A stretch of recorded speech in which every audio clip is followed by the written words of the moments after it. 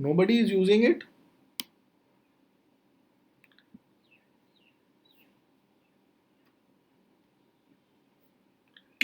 Nobody is using it. Okay, nice. Okay, आप लोग use नहीं करते हो फिर भी recently Google is going to buy ShareChat for 7,000 crore, है ना? आजकल का ही बात है कि it is going to buy ShareChat for approximately 7,000 crore. ShareChat is a competitor to TikTok. आप लोगों ने टिकटॉक सुना है, right? A lot of people would have been using TikTok. So ShareChat उसी समय आया जब टिकटॉक आया, but TikTok had a lot of money. It had a lot of backing from the parent company in China. They advertised strongly and they could reach a certain level of users. ShareChat had the right platform, it had the right things in place, but it did not have that money. But ShareChat had a very strong belief that they will do well. तो उन्होंने business बंद नहीं किया, business चलाया. और एक दिन जब टिकटॉक बैन हो गया, हु बेनिफिटेड? शेयरचैट. शेयरचैट के यूजर बेस में 500% ग्रोथ हो गया. So you should have a very strong self belief of what you do. The next is networking.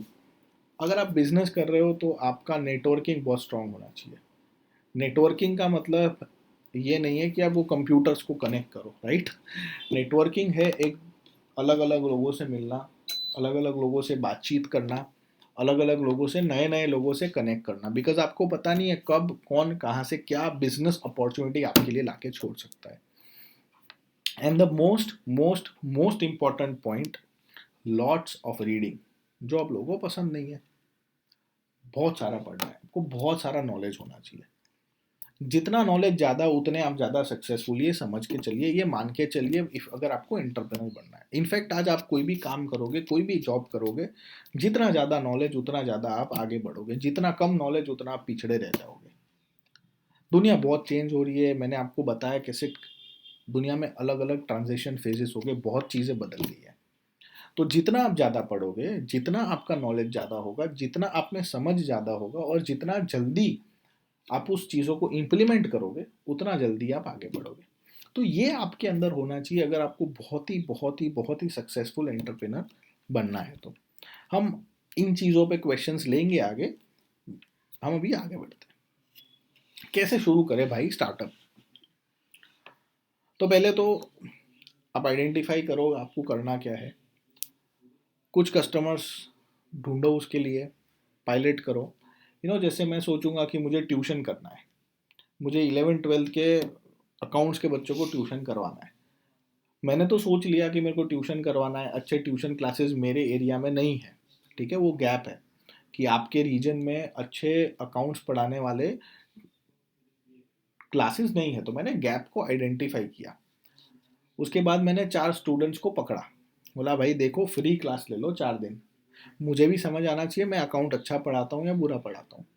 मैंने 4 लोगों को पढ़ाया, उनसे फीडबैक लिया, समझा क्या चेंज करना है. उसके बाद मैंने ज़्यादा लोगों से सर्वे किया कि भाई अगर अकाउंट का नया ट्यूशन क्लास यहाँ शुरू होता है, तुम आओगे तो कितना पैसा दोगे, कितना फीस दोगे भाई, बताओ मुझे, समझाओ मुझे. और फिर मैं उसका एक प्रॉपर बिजनेस प्लान बनाऊंगा, और उसके बाद मैं अपने बिजनेस को रोल आउट करूंगा.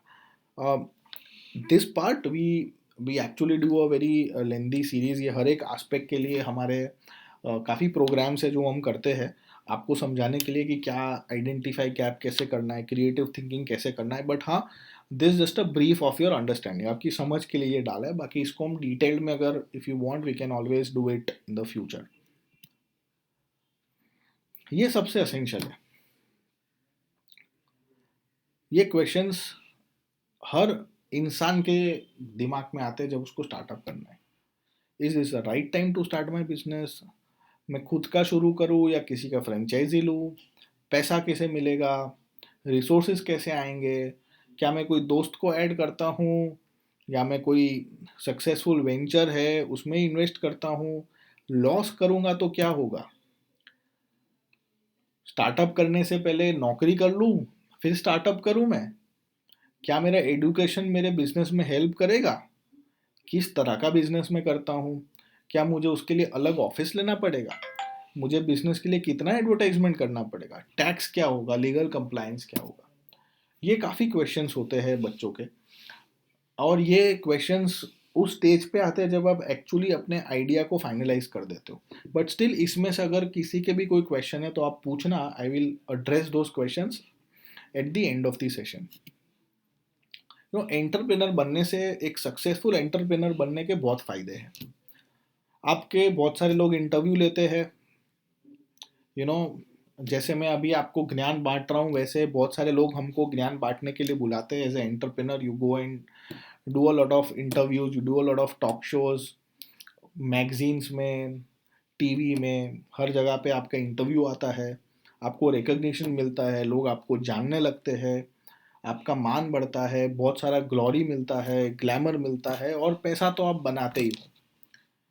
ये बेनिफिट होते हैं अगर आपका एक एंटरप्रेनर वेंचर, आपका बिजनेस सक्सेसफुल हो गया। आप ये कोई भी बिजनेस ले लो, तो कुछ दिनों पहले आप वो बंदे को जानते भी नहीं होंगे, पर जैसे ही उनका स्टार्टअप, उनका बिजनेस फेमस हो गया, पूरी दुनिया में वो छा जाते हैं।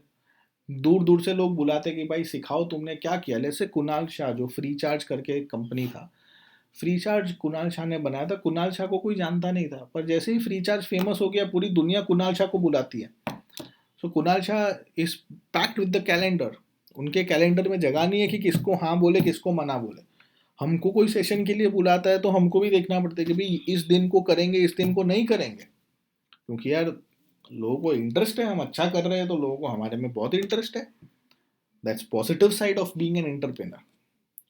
But all that glitters is not gold. कुछ चीज़ें जो नहीं चलती है, कुछ चीज़ें बहुत बुरी तरह पिट भी जाती है अगर आपने राइट डिसीजन नहीं लिया, अगर आपने राइट तरह से अपने एंटरप्रेन्योरशिप को मैनेज नहीं किया। See, entrepreneurship comes with a lot of baggage. अच्छा करते हो ना तो ये सब मिलता है, पर अगर आप एंटरप्रेन्योरशिप में फेल होते हो ना तो बहुत बुरा है। हमारा सोसाइटी चीज़ों को एक्सेप्ट नहीं करता है। हमारी सोसाइटी में फेल्ड बिजनेसमैन या बिजनेस फेलियर वाले बंदों का रिस्पेक्ट नहीं है। हम देख ले, विजय माल्या को देख ले, सहारा में देख ले। अगर कोई बिजनेस में फेल होता है, जैसे Anil Ambani, he failed in the business, he's not done a scam, he's failed in a business. uh, let's say Kingfisher had a lot of financial wrongdoings, but Reliance, they have no wrongdoings, but they failed in the business. उनका business नहीं चला, तो हम उसको अच्छे तरीके से नहीं देखते। आज अनिल अंबानी को कोई बुलाता भी नहीं है। कल अनिल अंबानी को पूरी दुनिया बुलाती थी, आज अनिल अंबानी के बारे में कोई आर्टिकल भी नहीं छपते, उनको कोई याद भी नहीं करता है। तो सिर्फ सक्सेसफुल नहीं होते एंटरप्रेन्योरशिप, फ्लैट भी होता है एंटरप्रेन्योरशिप, आपका खराब भी होता है। जैसे आप Housing.com का जो था राहुल, जिन्होंने Housing.com शुरू किया था, वो नहीं चला। एक समय था जब पूरी दुनिया उनको बुलाती थी, आज उनको कोई नहीं बुलाता है, आज उनको नौकरी भी नहीं देता है कोई। सो ये चीज़ जितना ग्लैमरस है, ये चीज़ जितना आपके लिए अच्छा है, उतना ही उसके एडवर्सिटीज़ हैं। तो आपको मान के चलना चाहिए। ये कुछ स्टार्टअप्स है जो फेल हुए हैं। गूगल का ही गूगल ग्लास करके प्रोजेक्ट था, आप देखना, चश्मे निकाले थे उसने, जो चला ही नहीं प्रोजेक्ट, उनको स्क्रैप करना पड़ा। गूगल के खुद के काफ़ी प्रोजेक्ट्स थे जो उन्होंने बनाए और स्क्रैप कर दिए। एक एक सुभिक्षा करके था, जो नो फ्रिल्स कॉन्सेप्ट, ये सुभिक्षा है, टाइनी ओल है, ये सब अच्छी अच्छी प्रीमियर आई, जैसे प्रीमियर बी स्कूल के लोगों ने शुरू किया था, बहुत ही अच्छा मॉडल था, but it failed. you know Today if somebody ask where is the people who started Subiksha, nobody knows them. कोई पूछे टाइनी ओवल जिसने बनाया था वो कहाँ है, आज कोई नहीं जानता है। पर जब वो अच्छा कर रहे थे, तब पूरी जगह उनके इंटरव्यू आते थे, लोग उनको बुलाते थे, टॉक शो पे, टीवी पे बुलाते थे, 100 लोग उनके यहाँ नौकरी मांगने जाते थे, इन्वेस्टर्स का लाइन लगा रहता था एकदम से।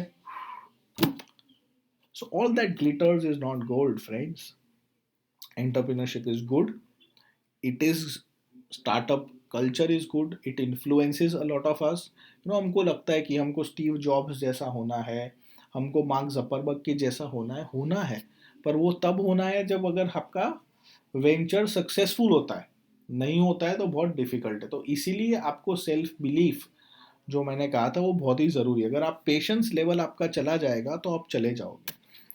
नहीं सक्सेस होने का, हमने एक एक इंडस्ट्री का रिपोर्ट था जो मैंने लिया, ये इंडस्ट्री वाइज कितने परसेंटेज ऑपरेशनल है 4 साल के बाद, कोई भी स्टार्टअप शुरू होने के 4 साल के बाद कौन सी इंडस्ट्री में कितने परसेंटेज ऑपरेशन है, मतलब वो बिजनेस अभी भी चल रहे हैं। तो सबसे ज़्यादा फाइनेंस, इंश्योरेंस और रियल एस्टेट में 4 साल के बाद भी 58% बिजनेस चल रहे हैं, which still means 42% of businesses failed, है ना। फाइनेंस इंडस्ट्री में 42% बिजनेस फेल हो गए। एडुकेशन हेल्थ में भी 44% बिजनेसेस 4 साल तक सरवाइव नहीं कर पाए। एग्रीकल्चर में देख लो, सर्विसेज में देख लो, हर एक इंडस्ट्री में, और आईटी में, टेक्नोलॉजी की जो हम बात करते हैं उसमें 63% 4 साल तक सस्टेन नहीं कर पाए। So all that glitters is not gold, यहाँ पे है। First year 25% of the businesses और स्टार्टअप जो शुरू होते हैं वो पहले साल में 25% स्टार्टअप्स फेल होते हैं, सेकेंड ईयर में 36 और थर्ड ईयर में 44। तो आप समझो कि अगर 100 लोग स्टार्टअप शुरू करते ना तो उसमें से 44 लोग तो 3 साल के बाद अपना बिजनेस बंद करके बोरिया बिस्तर बांध के निकल गए। And these people have to be mentally strong, क्योंकि सोसाइटी में आपको कोई फिर वो इंक्लूजन नहीं होता है। तो आपको बहुत ही ध्यान रखना है जब आप स्टार्टअप शुरू करते हो, आपको ध्यान रखना है एज ए एंटरप्रेन्योर जब भी आप बिजनेस शुरू करते हो।